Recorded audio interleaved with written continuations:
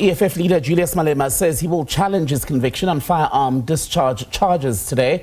He spoke to supporters who'd gathered outside a court in East London in the Eastern Cape. Malema has announced plans to approach the Supreme Court of Appeal after his sentencing on the 23rd of January 2026. The East London Magistrates Court has found the EFF leader guilty on 5 counts under the Firearms Control Act. So the charges stem from a 2018 incident during the EFF's anniversary celebration rally, which was held at the Dukashe Stadium in Mdantsane. We are going to fight this up until the Constitutional Court. We are coming on the 23rd of January for sentencing, and after sentencing we will immediately put an appeal so that we can go to the higher court because we think a judgment is faulty. The strategy has always been you must try to charge Malema with everything. One day, maybe we'll find a racist judge who will find him guilty, whether he's guilty or not. Because they said accused number 2 gave me the firearm. Now they are releasing him, which means he didn't give me the firearm. Why are you not releasing me? When you release a person, you allege gave me the firearm. By releasing accused number 2, the whole case should have collapsed. Well, let's talk further about Malema's conviction today. Bring in Elton Hart, a legal analyst with the University of Johannesburg, also an admitted attorney. Elton, always good to have you on the SABC. So what is the worst case scenario for Julius Malema come sentencing in January of 2026? Tembikile, can you just repeat because there was a break in your question? Not a problem, Elton. I was asking you about the worst case scenario for Julius Malema once we get to sentencing in January of next year, 2026. Obviously, what can happen is that he can be convicted and then sentenced to direct imprisonment, which means that immediately he will then be committed to a prison facility in the Eastern Cape region where you will start serving his sentence. And that can be the worst case scenario. Obviously, they can sentence him, but also then as he stated today that he's going to appeal, then obviously then he can ask for appeal bail. Then he will be on appeal bail pending his appeal in the high courts of the Eastern Cape. And when you look at the way the judgment was laid out today and the grounds for conviction, do you think he's a candidate at this stage for the maximum sentence? One report was suggesting that in that worst case scenario, he could get up to 15 years. Yeah, because for some of these charges for which he was convicted, one of them is actually carrying a minimum sentence of 15 years. So he can be convicted. But I mean, if one looks at it, he can put up mitigating factors as to why the minimum sentence should not be applicable to him. And I don't think the judge will go the extra mile to actually now apply the minimum sentence because they can now put mitigating factors, and I think he's got enough to mitigate that sentence should not be applicable to him.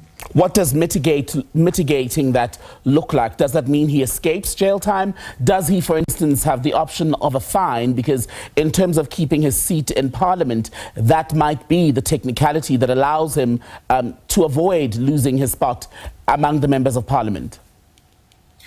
That can be a mitigating factor, that he is maybe his primary breadwinner in his family dependent on him, and if he's committed to prison with a direct imprisonment, his family might suffer prejudice, and maybe that can be used as one of the mitigating factors to say maybe that they should actually consider a different type of punishment for him, which could have been a suspended sentence. He can be out on community service coupled with a type of parole situation. So there's various sentencing options that's allowed under Section 276 of the Criminal Procedure Act. So obviously, depending on how his legal representative packages mitigating factors and what they would suggest to the court as a suitable sentence for him, also maybe putting up something about his character, those type of things can be mitigating factors that can be used also in the political space, that he's already suffered certain harm or damage as a result of this case, lost certain maybe work or whatever the case may be, contracts.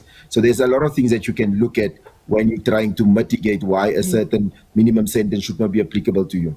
So in Malema's determination then, because he's made it clear today that he's willing to challenge this as far as appeals go, all the way to the highest court in the land, the Constitutional Court, when you look at the grounds given once again for his conviction, would this be an easy decision to convince another court to reach a different conclusion?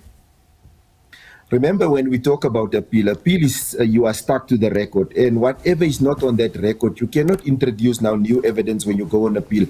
You are stuck to the record. And when I looked at how Mr. Malema actually answered the questions under cross-examination, it seems like he was evasive to a certain extent and sometimes confrontational towards the prosecutor, even telling the prosecutor that he's trying to build a career with this case against him.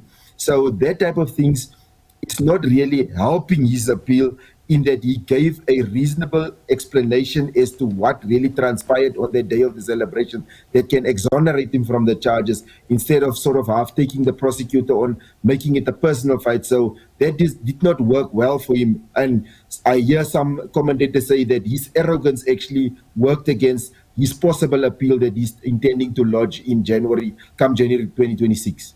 And to paraphrase, some of what was said by the judge today was that basically she didn't get the sense that he was taking it seriously at all, or answering the questions that were asked during his appearance in court satisfactorily. But in doing that, the court explaining its decision, was the 3 days spent reading everything that's gone into this case, was that warranted? Because the court has been criticized for that since Monday. No, for me, I think when the court goes and show you that the court actually looked at every piece of evidence, it was considered, how the court considered it, it just makes it much easier to understand how the court came to the conclusion it came. So when the matter goes on to appeal, and I think the magistrate already knew that Mr. Malema will take this matter on appeal if she finds against him. So hence she took actually time to actually unpack this. I think it could have been done quicker, but I think she was trying to be cautious to make sure she deals with every evidence and make sure that she considers every piece of evidence in her judgment and how she unpacked it. And as I said earlier, that I think the way he answered some of the questions, it was sort of half not clearly saying that, listen, yeah, there is a prima facie case against you, and you now need to sort of have give an answer to, or a different explanation as to what could be seen in the videos, what could have happened on that day in question. So for me, that is what worked against him. And obviously, the accused person does not need to prove that he's innocent. The state needs to prove beyond reasonable doubt that there is a case against the accused that he has to answer. And I think with the evidence that, be it circumstantial, with the evidence that the state has put before the court, there was evidence to actually convict him. Elton Hart, good to talk to you, legal analyst. Elton is also with the University of Johannesburg, speaking to us on The Full View this evening.